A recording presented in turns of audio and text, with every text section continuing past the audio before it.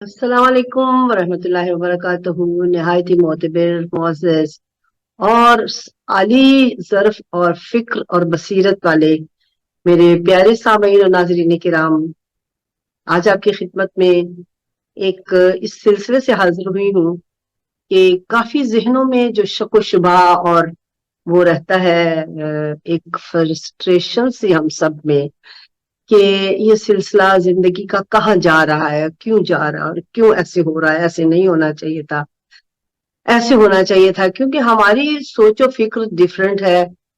हम हर कोई अपने मकाम पे एक अलहदा सोच लेकर बैठे होते हैं, लेकिन बैरूनी दुनिया में सिलसिला कुछ और चल रहा है।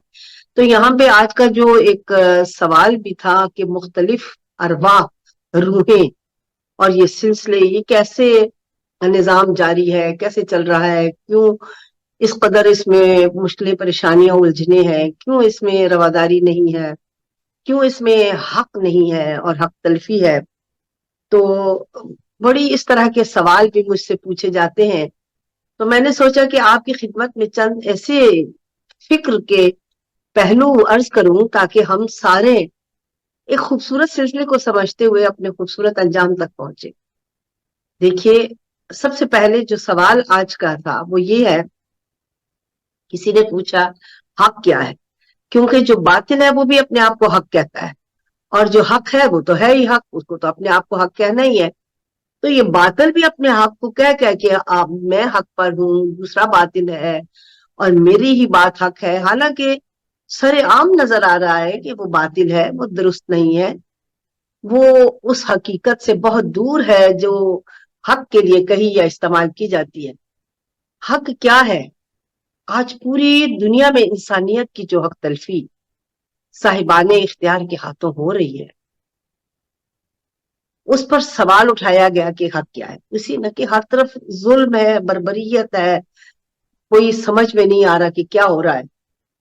तो इन्हीं बातों पर मैंने कहा कि चले एक लफ्ज उठाती हूँ, एक कलम भी उठाऊंगी, इंशाल्लाह उसको उस सिलसिले में लिखूंगी कि जो किरतास पर बिखरे और अवामुन्नास तक एक कुछ थोड़ी बहुत आगही हम तक आ जाए, क्योंकि जो खुदा की बात है वो अटल है। मैं तो वही बयान करती हूँ जो परवरदिगार आलम ने कहा है, ना किसी की रिवायतें आपके हुजूर में पेश करती हूँ, ना किसी के ख्यालात पेश करती हूँ, बल्कि वो जो कि परवरदिगार या ख्यालात वो, ये याद रखिए, ख्यालात वो फॉलो कीजिए, उनको मानिए कि जो किताब खुदा को कानून किबरिया को रद्द नहीं कर रहे।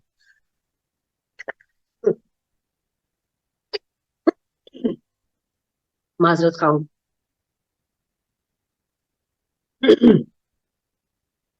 तो अगर देखिए, जो हक है इस सवाल के लिए कि हक ऐसे नहीं होना चाहिए, हक कैसे होना चाहिए, अब आप देखिए, हम देखते हैं दुनिया में हक के नाम पे इस कदर रद्दो बदल है।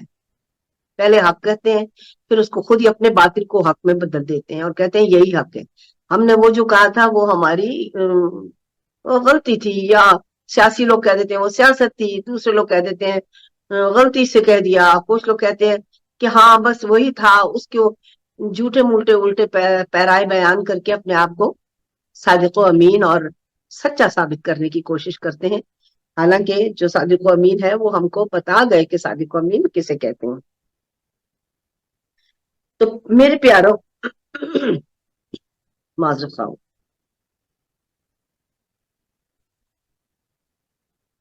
हक, सच, हकीकत, ये इन दोनों का चोरी दामन का साथ है। हक में आप अमेंडमेंट नहीं कर सकते, हक कभी भी नहीं बदलता। खुदा हक है, वो कभी भी नहीं बदल सकता, और उसमें कभी भी कोई दूसरी आपकी या मेरी सोचो फिक्र, अमेंडमेंट जिसको कहते हैं, वो दाखिल नहीं हो सकती, क्योंकि वो अटल है और वो हकीकत है। सच बोलना जो हकीकी बात है, उसमें आप रद्दो बदल कहें करेंगे तो वो हक नहीं रहेगा, वो सच नहीं रहेगा। खुदा सच है, खुदा हक है, उसमें रद्दो बदल आप नहीं कर सकते। अगर आप उसमें रद्दो बदल करेंगे तो वो हक नहीं रहेगा। हक कभी भी अपने अंदर रद्दो बदल पसंद ना चाहता है, ना पसंद करता है, और ना ही होता है। حق میں آپ رد و بدل نہیں کر سکتے یا مان سکتے. اور آپ کے پاس جو حق ہوتا ہے اس میں سب سے پہلی بات سچائی ہوتی ہے. سچ اور حق کا چولی دامن کا ساتھ ہے. اگر پیغمبر نے کچھ فرمایا کسی ہستی کے لیے، کسی شخصیت کے لیے، تو جیسے انہوں نے فرمایا، مثال کے طور پر انہوں نے فرمایا کہ میری بیٹی فاطمہ میرے جگر کا ٹکڑا. اب یہ حق اور سچ وہ ہے. ہمیں تاریخ میں کچھ ایسے ملتے ہیں واقعات. میں مثال کے طور پر، مجھے کوئی یہ مسلکی سلسلہ بیان نہیں کرنا ہے کہ تاریخ میں کچھ ایسی روایتیں بھی ملتی ہیں کہ معاذ اللہ ہم جو کچھ لوگ ہیں وہ غلط کہہ رہے ہیں، کچھ ایسا ہے. رسول اللہ کی 4 بیٹیاں تھیں. دیکھیے، رسالت ایک عظیم ہستی کا نام، ایک نظام میں اخلاقیات اور ہر چیز میں توازن دینے کا وہ ایک ایسا منبع ہے جن سے ہم بہت کچھ سیکھتے ہیں. بے شک مختلف روایتوں میں سے اب ہم نے کسی چیز کا فیصلہ کرنا ہے. مثال آ گئی سامنے رسالت ماب کی، تو میں یہ دینے کے لیے آپ کی جو گوش خراشی کے لیے آمادہ ہوئی. تو اب مجھے تاریخ میں یہ بھی ملتا ہے کہ وہ کچھ ایسی وہ خواتین یا وہ بچیاں ایسی تھیں جو جناب خدیجہ کی خواہر کی تھیں، یا انہوں نے ان کو پالا تھا، اور وہ رسالت ماب نے ان کو اپنی اولاد کی طرح لیا تھا. یہ آج کی نہیں بلکہ ہمیشہ کی یہ رسم ہے. جب کوئی کسی کو کفالت کرتا ہے، اس کے سر پہ ہاتھ رکھتا ہے، تو اس کو ہم اسی کا حصہ، یا بھئی میرے بیٹے. ہم آج دنیا کے عالم میں دیکھ لیجئے، کوئی اچھا بچہ، کوئی اچھا بیٹا، کوئی آپ کے ساتھ نیکی کرتا ہے، اچھائی کرتا ہے، تو وہ آپ مجھے تو ایسا ہی لگتا ہے کہ میرا اپنا ایک بھانجا، وہ اتنا پیارا بچہ ہے، وہ معرفت کی طرف اتنا آمادہ ہے، ایک ایک بات ایسی پوچھتا ہے کہ میری روح شاداب ہو جاتی ہے. اور میں ہمیشہ مسکرا کر کہتی ہوں، مجھے تو لگتا ہے یہ بچہ کہیں میری ذات سے ہی پیدا ہوا ہے. یعنی اتنا نیک بچہ ہے، تو میری اولاد کی طرح، مجھے اپنی اولاد کی طرح لگتا ہے، میرا بیٹا ہے. یہ ایک فطری سا عمل ہوتا ہے حضرت انسان کا. جو چیز اسے اچھی لگتی ہے، معذرت خواہ ہوں، جو چیز اسے اچھی لگتی ہے، جس کے ساتھ اس کو حق، جیسا بھی آپ کی فطرت ہے، حق لگتا ہے، تو آپ اس کو اپریشیٹ اسی طرح کرتے ہیں، اپنی اولاد کی طرح. تو رسول اللہ صلی اللہ علیہ وآلہ وسلم کی بھی یہ سب سے پہلے تعلیم ہے ہمارے لیے کہ جس کے سر پہ دست شفقت رکھتے ہیں، اپنی اولاد کی طرح پالتے ہیں. انہوں نے حضرت زید کو بھی لوگوں نے جب ان کا بیٹا کہنا شروع کیا، تو اللہ میں نے اس لیے منع کیا کہ بعد میں مستقبل میں ان کے بیٹوں میں، اور یہ تو ایک غیر ہے، خون رسول نہیں ہے، وہ نسل بنو ہاشم نہیں ہے، وہ ابراہیمی اولاد نہیں ہے جن پر درود و سلام ہے. کیونکہ یہ ایک علیحدہ انرجی ہے. میں نے آپ کو پچھلے گفتگو میں بھی عرض کیا تھا کہ ہم لوگ جب خلق کیے جاتے ہیں تو پروردگار عالم ہر وجود کے لیے کچھ ایسا الیکٹرانک اور کچھ ایسی طاقتیں، قوتیں اپنی صفات سے بھر کے نازل فرماتا ہے کہ جنہیں مخصوص اس زمین کے لیے کچھ ایسے کام کرنے ہوتے ہیں. رسول اللہ کو جب بنایا، کیونکہ یہ آج کل دن بھی ہمارے خلقت کے دن ہیں، تو بات موضوع تو کوئی اور لے کر چلی تھی، ابھی چونکہ ذکر کیا تو مجھے خیال آیا کہ اس بات کو بھی میں ذرا مفصل آپ کے حضور میں بیان کروں. ہم ہر وقت کہتے ہیں ہم عاشق رسول اللہ، یا رسول اللہ، یا رسول اللہ، مدینے کی گلیاں، ایسے کر کر کے ہم نے اس کو عام سی ایک چیز بنا دیا ہے. ہر کوئی جو کسی نے لمبی داڑھی رکھی ہے، جس کو لباس اچھا نہیں ہے، پہننے کا سلیقہ نہیں ہے، خوشبو نہیں ہے، غسل نہیں ہے، طہارت نہیں ہے، پاکیزگی نہیں ہے، اور سب سے بڑی بات اخلاقیات نہیں ہے، زبان پہ گندگی ہے، زبان پہ گندے الفاظ ہیں، اپنی ذات کی ہوس ہے، اپنے نفس کے لیے بھاگتے پھر رہے ہیں. تو ایسے لوگوں کو ہم رسالت کی وہ شبیہ ماننے لگتے ہیں جب وہ جھوٹ موٹ کہتے ہیں کہ ہم عاشق رسول ہیں. کیونکہ عاشق رسول تو اس کو دیکھ کے پتا چلے کہ واہ، یہ ہونی چاہیے اصل شبیہ پیغمبر کی جو تمثیل ہے، مثل ہے، نقل یا سیرت بنائی گئی ہے. اس کو کہتے ہیں، یہ ہے عاشق رسول جو اپنے محبوب کی بات مانتا ہے. ہم نے تو اپنے محبوب کی کبھی بات مانی نہیں.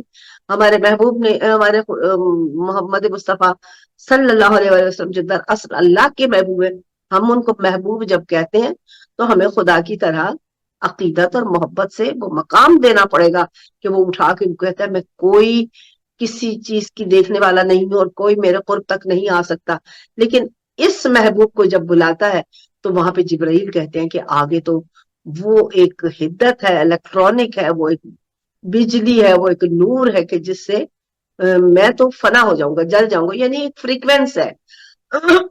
इसको आपने समझना है, ये नूर की फ्रीक्वेंसी है कि किस हद तक आप उसको ले सकते हैं। छोटी चीज में बड़ी पावर लगा दी तो वो फट जाएगी, टूट जाएगी, एक्सप्लोड हो जाएगी। आप किसी ऐसी उसको उसके साथ मुंसलिक ही नहीं कर सकते हैं। आप अपने डिवाइस के साथ वही जो उसकी रिक्वायर्ड तार है वही लगा के अपनी कामयाबी हासिल कर सकते हैं। अब रसूलुल्लाह ने जिनको पनाह दी, जिन पर मेहरबानी की, जब हम अक्ल फिक्र से सोचते हैं तो हमें रसूलुल्लाह एक ऐसी हस्ती नजर आते हैं जो कभी तफरका नहीं करते। तो हैरत की बात यह है कि जब रसूलुल्लाह की 4 बेटियां हैं तो सिर्फ फातिमा को अपने जिगर का टुकड़ा क्यों फरमाया? सिर्फ फातिमा को ही मुबाहला में क्यों लेकर गए? सिर्फ फातिमा को ही बागे फदक क्यों दिया? क्यों तीसरी बेटियों ने क्लेम नहीं किया अपने हक का? क्यों चारों को बराबर का हिस्सा नहीं दिया? तो मेरे अजीजों, अल्लाह ने हमको अक्ल दी है, फिक्र दी है। मुझे किसी मसलक से कुछ नहीं लेना। मसलक अपनी मर्जी से लोगों ने जिस तरह चाहा उसको अप्लाई भी किया और लोगों को भी बताया।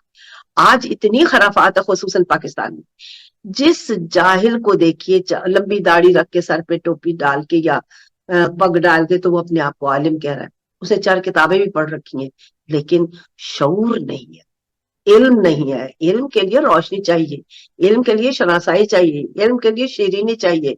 जब तक जात में वो लुत्फ जिंदगी नहीं है तो आप उसको कैसे दूसरों को तक पहुंचा के उनको मसरूर कर सकते हैं?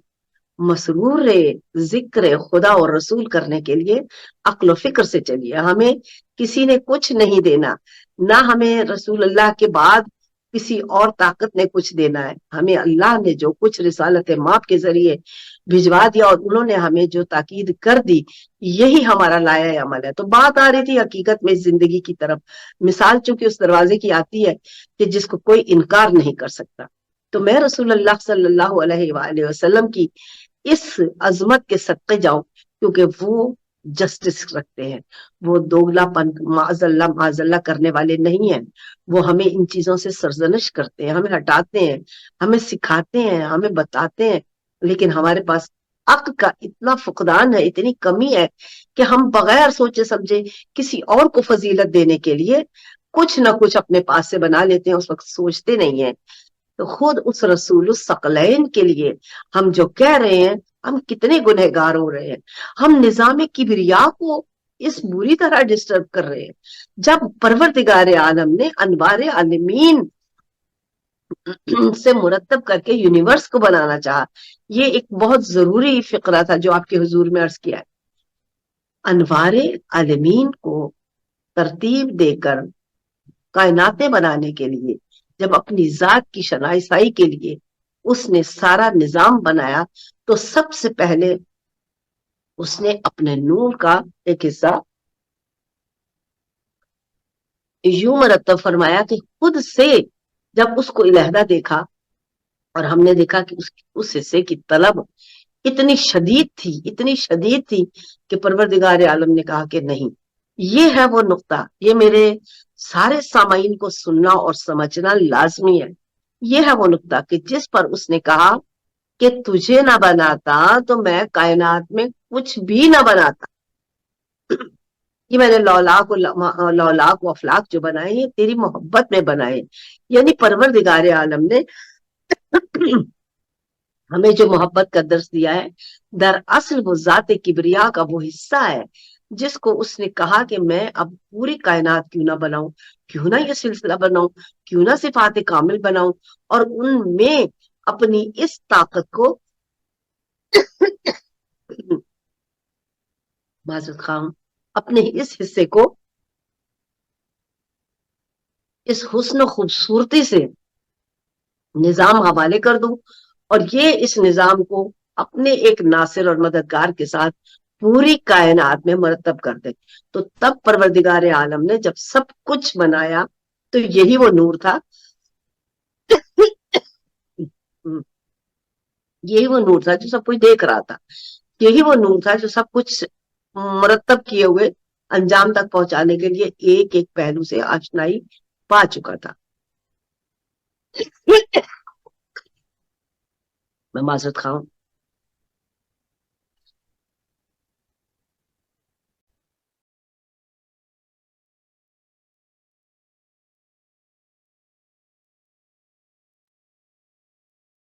تو جب تمام علوم سے آشنائی یہ نور کر چکا تو پروردگار عالم نے کہا اب آپ کو علم ہے کہ میں کون ہوں, آپ کون ہیں, اور یہ سارا خلقت کا سلسلہ کیا ہے. اب آپ کے اس مرکز یعنی اس شہر, آپ کو میں نے علم کا شہر کہا, اب اس میں سے وہ راہ چاہیے جو کہ یہاں سے کائنات تک اس سلسلے کو لے کر آگے چلے اور پہنچائے. تب پروردگار عالم نے جس دوسرے نور کی قوت سے پر اپنے حبیب کے اس علم کے شہر سے سارے کا سارا سلسلہ کائنات کے ذرے ذرے تک پہنچایا, اس کے لیے جو ان کو وجود دیا اس کو باب مدینۃ العلم کا, یعنی کہ علم کے شہر کا دروازہ. اگر یہ اس کا مطلب یہ نہیں کہ وہ دروازہ کچھ نہیں جانتا, دروازہ ہمیں کہتا رہا. باب مدینۃ العلم نے ہمیں بتایا کہ میں نے ایک ایک, جب رسالت ماپ نے ایک ایک باب مجھے تعلیم کیا تو مجھ پر 1000 باب واہ ہو گئے. یعنی جیسے ایک چڑیا اپنے بچے کو دانا چگاتی ہے اور پالتی ہے, مجھے محمد مصطفیٰ صلی اللہ علیہ وآلہ وسلم نے سب کی دیا اور میں نے اس منزل مقام تک ہر چیز کو پایا.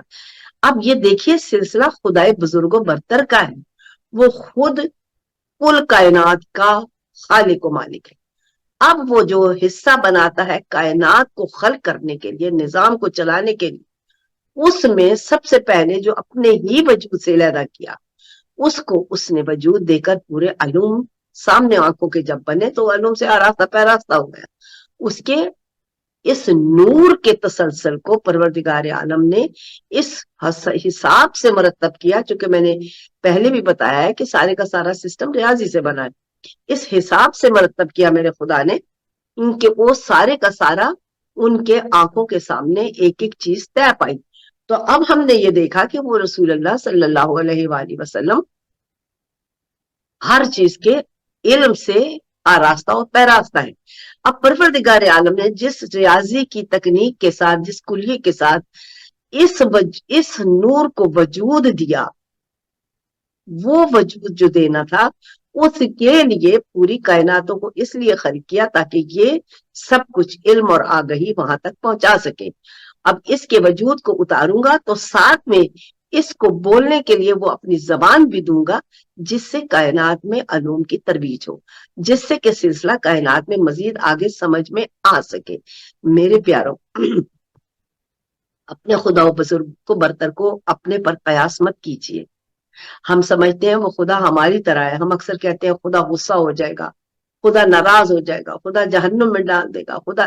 خدا کسی کے ساتھ نہ ناراض ہوتا ہے نہ غصہ ہوتا ہے.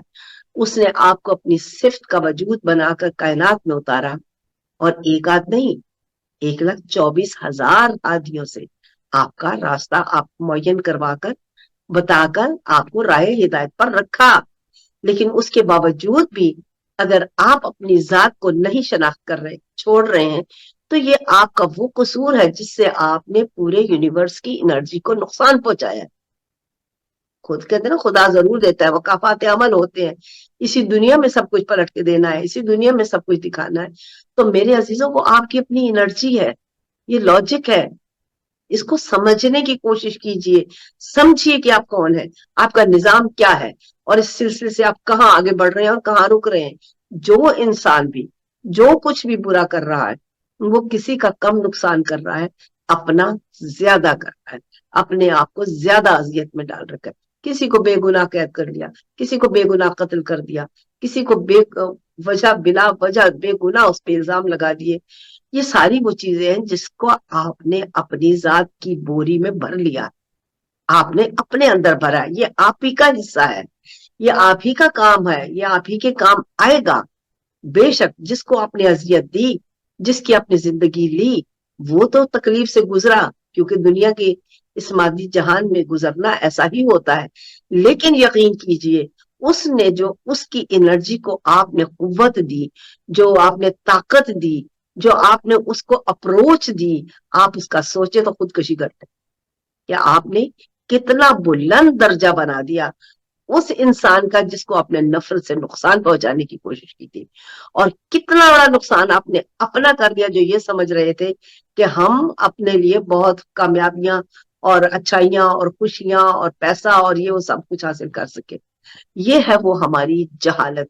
انسان اتنا تھوڑا علم رکھتا ہے، اتنا جاہل ہے میرے عزیزوں، کہ خود اپنے آپ کے نقصان اور فائدے کو نہیں جانتا اور نہ سمجھتا ہے، اور اس کے لیے وہ قیامتیں کھڑی کر دیتا ہے۔ اب دیکھیے جب اس نے یہ کیا تو اس نے اس نور کو اپنے انوار کے مخزن، کتنے مخزن کہتا میں خزانہ ہوں، میں نے چاہا میں پہچانا جاؤں، مخزن کہتے ہیں خزانے کو۔ اب اس کے کتنے ہی پہلوؤں کے کتنے مخزن ہیں، ہم تو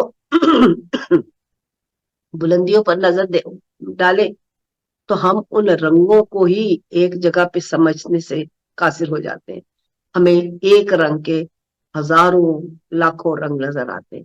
آپ اس تکنیک تک پہنچ نہیں سکتے کہ سوچ بھی سکے۔ آپ ایک رنگ میں دوسرا ملائیں، دوسرے میں ان کو آپس میں پھر ان کو ملائیں، زندگی ختم ہو جائے گی۔ حضرت خواہ یہ سلسلہ ختم نہیں ہوگا۔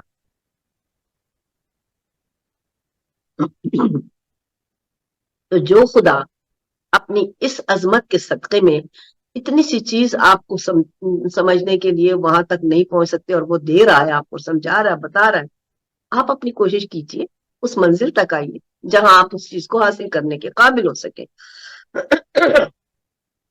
تو جب رسالت مآب کو خلق کرتا ہے اور پورے عالمین کے علوم سے آراستہ پیراستہ کرتا ہے، تب پروردگار عالم ان کا ایک ایسا راستہ سلسلہ دروازہ بھی بناتا ہے جو کائنات میں پورے علوم سے سلسلہ کائنات کو مرتب کرنے کا اہل ہو سکے، قابل ہو سکے۔ جب آپ اس قابل ہو جاتے ہیں پھر آپ کو سمجھ میں آتا ہے کہ او ہو مجھے تو کچھ اور سیکھنا ہے۔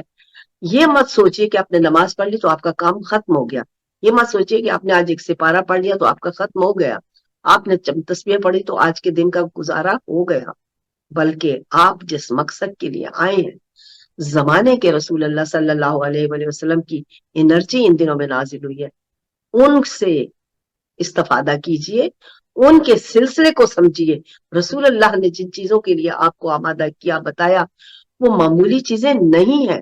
رسول اللہ ایک منصف کا نام ہے، رسول اللہ صلی اللہ علیہ وسلم کائنات کو مرتب کرنے والی اس ہستی کا نام ہے جس کو وجہ خلقت کائنات یعنی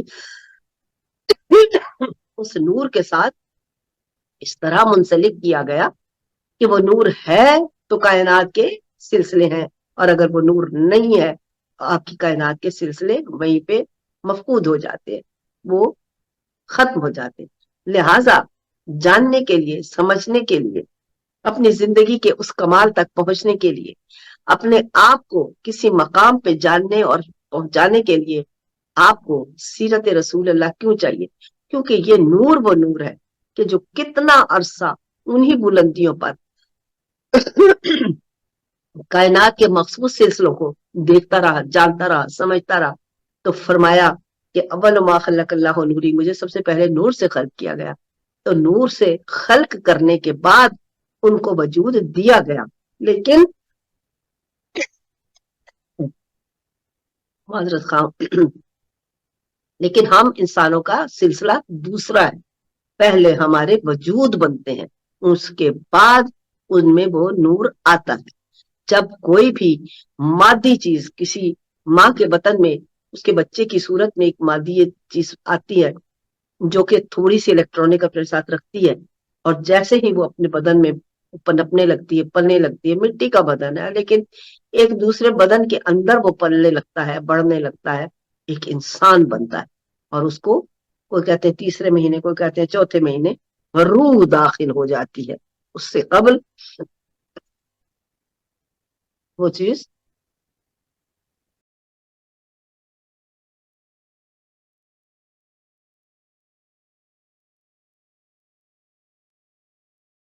اس سے پہلے وہ چیز اس طرح نہ تھی जो अब हो गई। परवरदिगार आलम ने आपको एक ऐसी तरतीब से बनाया है, एक ऐसे सिलसिले से बनाया है कि जिस इलेक्ट्रॉनिक के इस कुलियों को समझने के लिए आपको अगर नहीं अक्ल है, नहीं फिक्र है, नहीं इतना वो हमारे पास इल्म, तो कम अज कम